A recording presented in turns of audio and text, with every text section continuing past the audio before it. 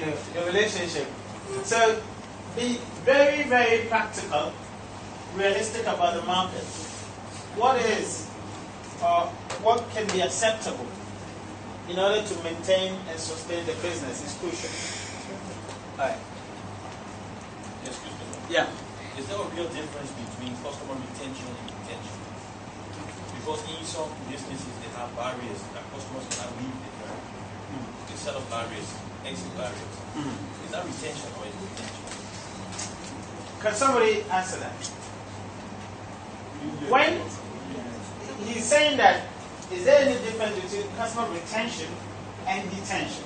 You know detention, right? Yeah. And he's saying that because it comes with what? Barriers. Retention comes with barriers. And if a company had actually set up barriers, does that become detention or retention?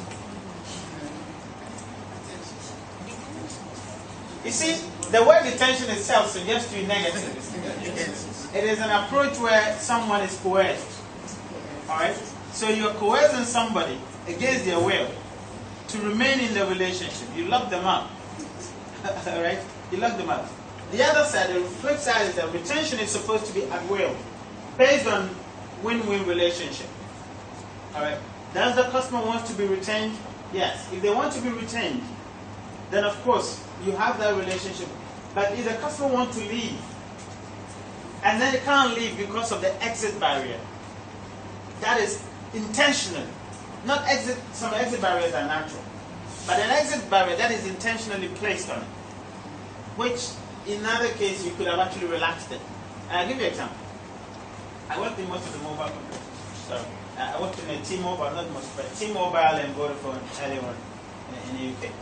And one of the detention, by the way, if you can call it that, was that if you want to leave before the anniversary period, all right, or before your contract period, you've got to pay what they call early termination. The early termination is worked out according to your price plan, which is if you're paying 100 Ghana a month, multiplied by the time remaining on your contract. So if your contract is left, let's say 6 months, it's about 100 Ghana times 6 months. But that is also as a result of the kind of phone that you have. That's why you have that particular price. So if you've gone for iPhone 6, you have a high band, multiplied by remaining. Now the question is, by the time you get to the 6th month, has the company been able to make money out of you that they could relax that bar? The answer could be yes. Why? Because the airtime. When you go over, let's say they give you 50 airtime to use in a month. When you go over that airtime by another 50, each minute is about twice the original price. Which means if you had gone over the airtime over and over for the last 6 months you've been in contract, they could have paid off the upfront fee. But they wouldn't. They want to maximize profit. So they put that bar there. Is that detention or retention? Detention. Yeah. However, retention, it is when you have actually come to the end of your contract, all right, and you perhaps would want to leave, and then they put some juicy offers and say, oh, because you've been with us for a long, maybe you have conceived the idea you want to leave. But they fire you a mail shot and say, oh, you've come to the end of your 1-year contract with us, and we've enjoyed the relationship we have. Because of that, we can still give you the iPhone 6, but this time not for 100. We'll give you for, let's say, 20 Ghana or 50 Ghana, and then we'll increase your airtime. All right? So long as that is appealing to you and could satisfy the business interest as well, I think that could actually be retention. So yeah, when exit barriers are intentionally put in your place in order to still have that relationship with a business, that could be detention because it's against your will. Yeah.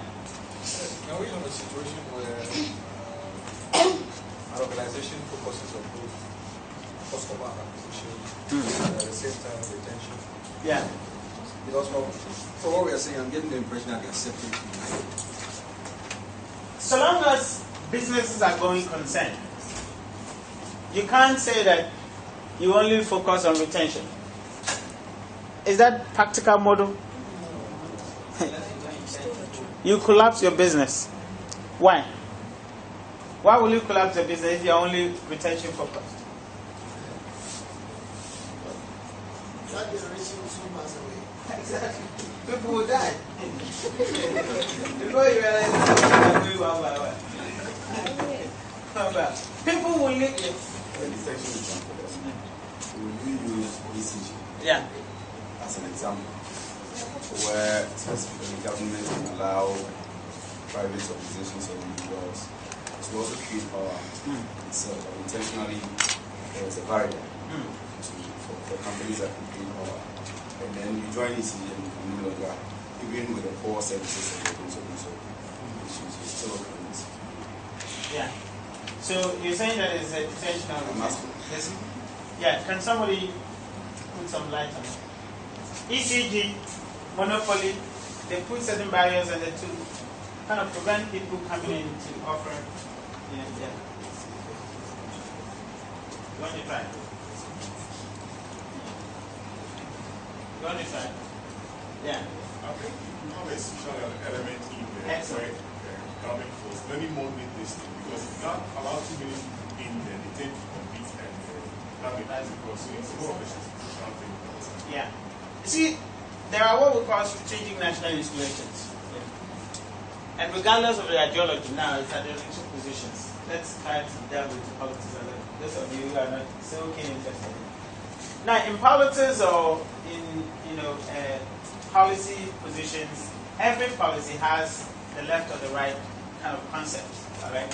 Now, in most cases, the people of the right of center would argue that let the market work. What does that mean? Open up the market, and the market would come to its natural level. All right. That when players are coming in, all right, this competitor comes in. Choice become available, then it will force prices what? To go down or to stabilize. So they think that what we call the natural order, that the market could actually make the system fine-tune itself. So it's some kind of like a self-correcting mechanism. That is how the market works. According to the right of center, they believe in that. Now the left of center, which is the so-called the Democrats, or not necessarily the Democrats, but what we call social democrats, because the right is also a Democrat anyway. But what we call the social democrat, and the one that I explained is about conservatism or whatever, or the Republican ideas and things. The left believe that the market can let things be what? Go sky high. Because you're leaving it in the hands of people, and businesses are what? Profit-oriented. So no matter how the market plays itself, companies can do what? Polite. They can manipulate just against the consumer. So certain strategic installations or strategic, services can't be left in the hands of the market. Are you with me? So that from the social angle. Now, just like you said, the state has a singular responsibility to protect its people, to protect its citizenship. So the argument is, should the state allow other players to come in? And then protect. That's my point. That's the point. You see, so you're saying that the state allow people to come in and then protect it. Now, then you're actually going into the argument of price controls, which is antithetical to markets. So the question is, are you able to combine both? So that's what you're saying.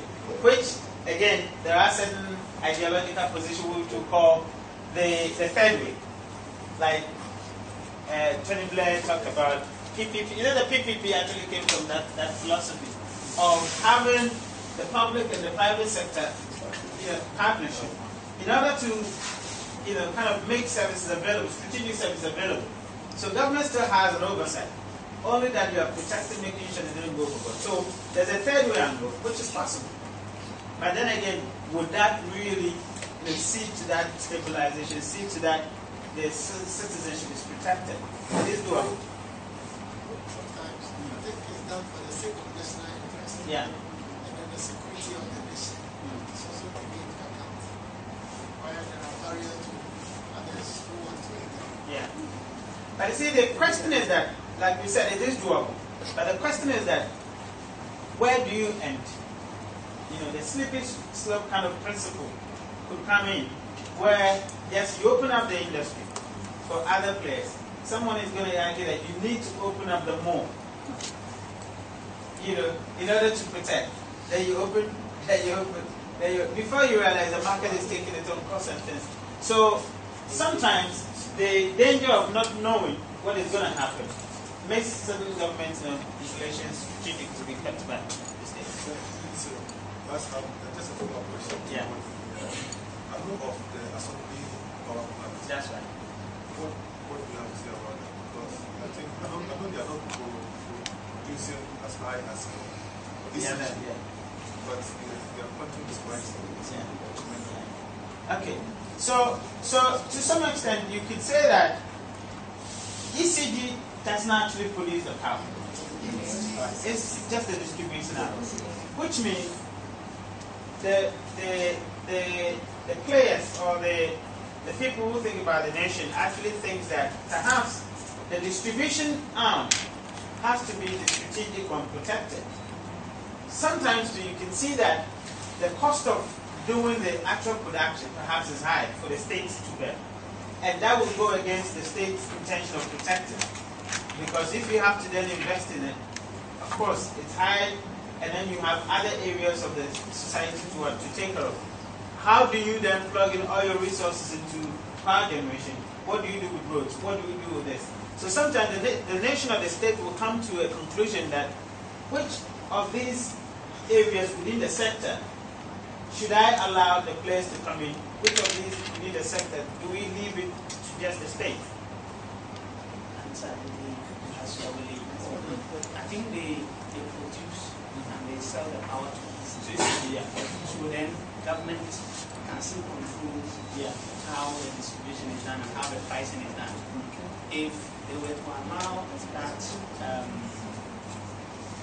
if you like, open up that space like the way they've done to the petroleum sector, we may just end up having the same problem. They will form a cabal and they will put pressure on government. Government is having social intervention like say the fuel they are putting in subsidies.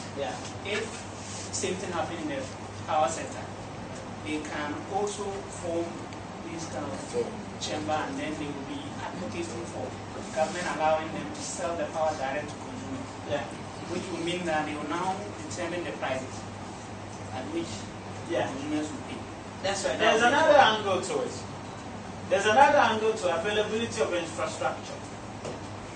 Because now if we have to allow another distribution, entity, where are they going to plug their poles? Then you're going to have messy situation of people planting poles everywhere that, in your skyline you're going to see a lot of, these kind of pylons and cables all over. So sometimes for other strategic reasons like that, you couldn't allow certain players to come in because then you're going to have it messy. So because the society or the environment can only take so much,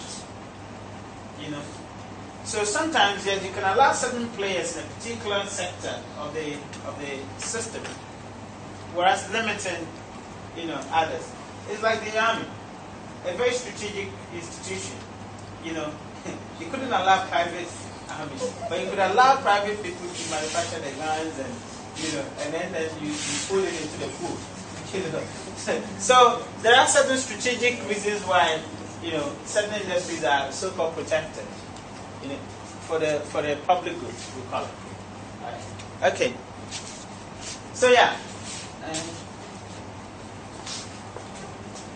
alright. So like we discussed, the traditional marketing is actually self-interested, self-interest driven, and it's competitive.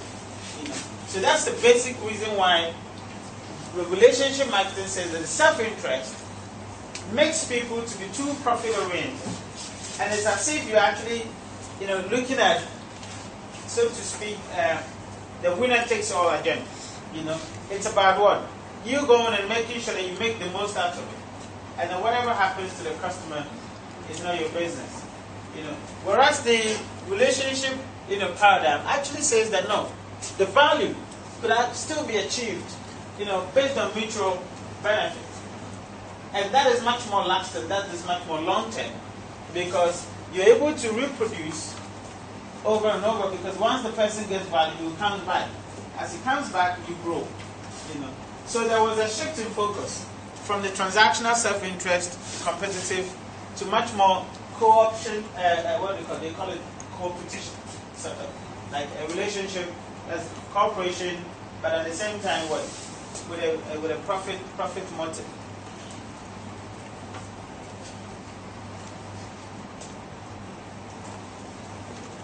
Okay. Now,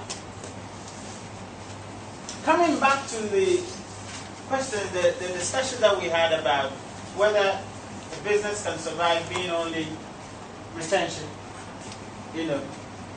and they talk about what the leaky bucket theory. The theory suggests that if you have a bucket that wouldn't, support kind of retention, the water just sips in and it goes, it sips in and it goes, it sips in and it goes. What's happening to you? You're spending much time collecting and then going, collecting and going, collecting and going. However, you rather want to make sure that you engage both. You acquire and then you retain. But I was asking myself this particular, at a point the bucket is going to get full. Is that also true? No. Why not? It's going to get full and overflow.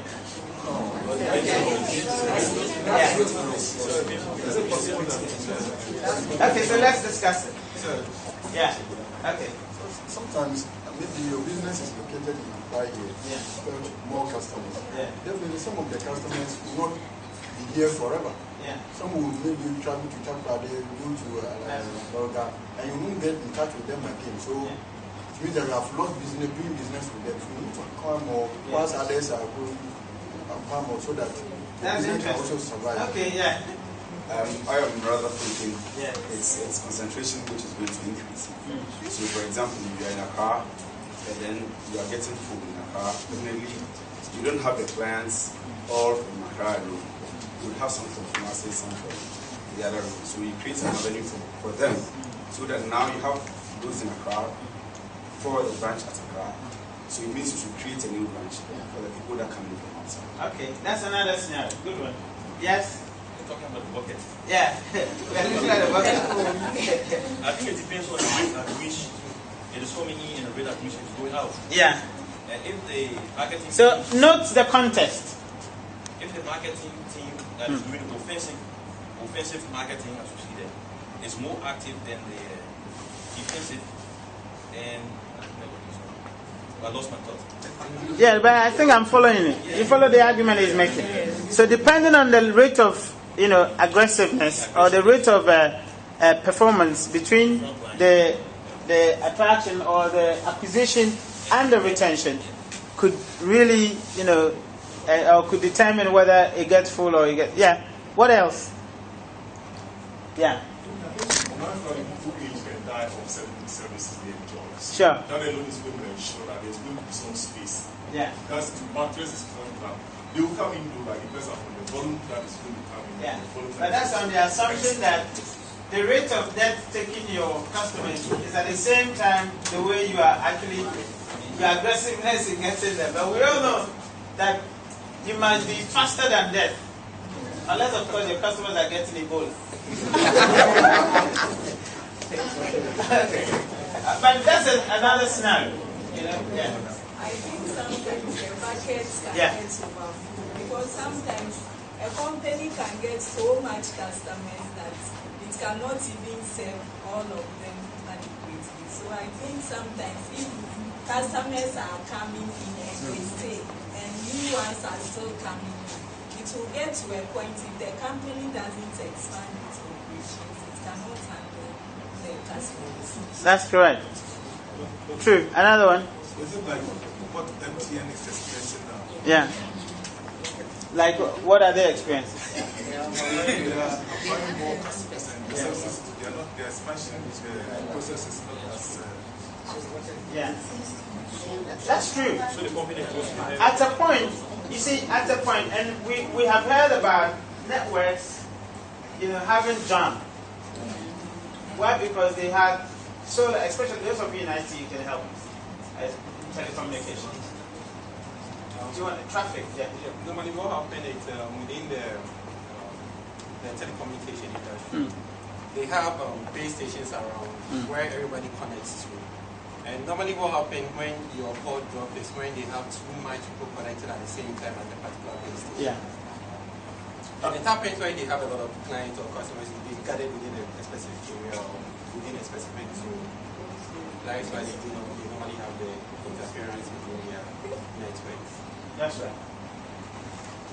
Like you clearly said, the boundary allows some specific number of people to vote at a certain point in time. So once it is full, others may not be able to. Depending upon the might of your handset, the call gets terminated by itself. It's like traveling to Tema, you are the motor Mercedes-Benz and another PT car. The experience differs. So it is for this reason that's why some telecom companies are trying to bring in a zone facility to decongest certain locations where a lot more people come from. For example, Accra being a commercial center, you find a lot more people there during the day from about 6 to about, let's say 5:30 to about 6 p.m. The congestion is starting, and you find them now moving into a lot more residential areas. So when that happens, you try to decongest by giving people a lot more airtime or free listening to be able to talk from other locations when they move out of where the congestion is. So it's a tool to ensure the spread of the SAPs on the network. That's right. Yeah, you want to There is a direct relationship between offensive marketing and business performance. Yeah. And among some of the performance indicators we can see in the area of the increase in productivity, revenue, and the rest. So if this thing influences, then it means when the offensive and defensive marketing get to very high organization, then the revenue gets to increase, so there will be a room for expansion. So in that case, the market can add the benefit. That's right. And then again, on the scenario that, what if, all right, and we are looking at a scenario that the market is dormant, that the market will get full. The market is not dormant. You're likely to have what? Substitutes. You're likely to have what? New entrants. You get a point. They're likely to even have substitute what? Industries. Like what is happening in telecom right now. I mean, we can now make phone calls through the internet. So there are times where customers may even move from one sector to the other sector. All right? And then we're saying that